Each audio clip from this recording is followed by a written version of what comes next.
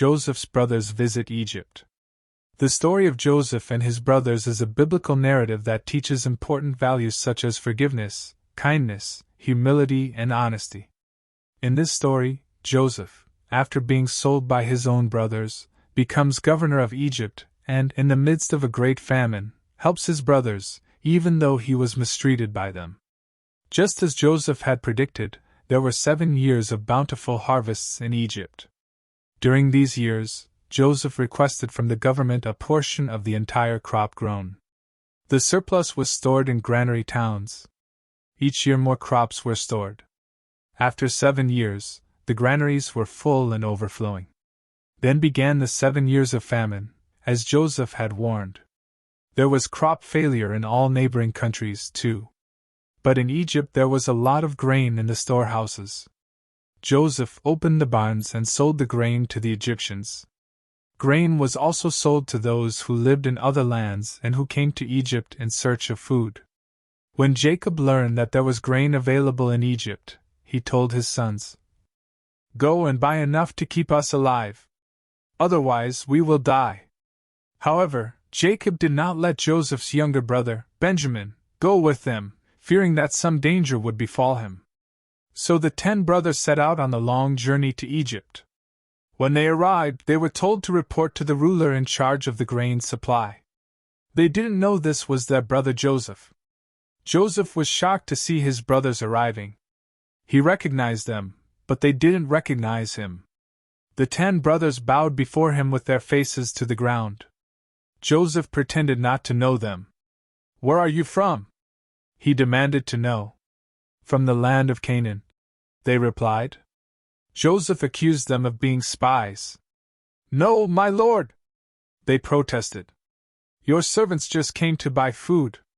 We are all brothers of the same family. Our younger brother stayed in Canaan." "You are spies," Joseph insisted. "I swear by the life of Pharaoh that you will not leave Egypt unless your younger brother comes here. One of you must go and bring your brother. I'll keep the rest of you here in prison. Then we'll find out whether or not your story is true."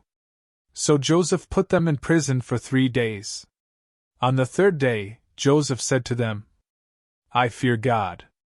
Do as I tell you, and you will live. One of you must remain in prison. The remainder can go home with the beans.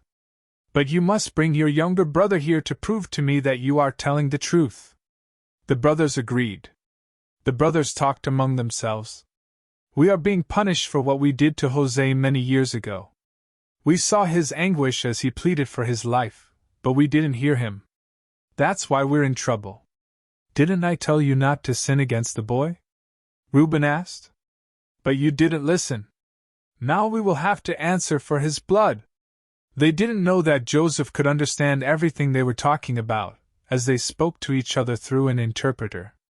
Joseph walked away from them and began to cry. When Joseph recovered, he singled out Simeon and ordered him to be bound before his brothers' eyes. Simeon was taken to prison. Joseph then ordered his servants to fill their sacks with grain. He also gave them supplies for the way home. Joseph gave secret instructions that each brother's pay be returned on top of the sacks. The brothers departed back to Canaan. When they stopped for the night, they discovered the money on top of the sacks. Their hearts were terrified. Trembling, they said to one another, "What is this that God has done with us?" When they got home, they told Jacob everything that had happened. Jacob was terrified when he saw the money returned. "You are taking my children away from me," he cried. "Joseph is gone. Simeon is gone. And now they want to take Benjamin too. Everything is against me. Benjamin will not go to Egypt with you. His brother Jose is dead, and he's all I have left. If anything happened to Benjamin, I would die." Conclusion: the story of Joseph and his brothers teaches us about the importance of forgiveness and kindness. Joseph was able to forgive his brothers and help them, even after being betrayed and sold by them. This story reminds us that revenge is never the answer, and that we must instead seek forgiveness and reconciliation. Share this message and encourage the practice of forgiveness and kindness.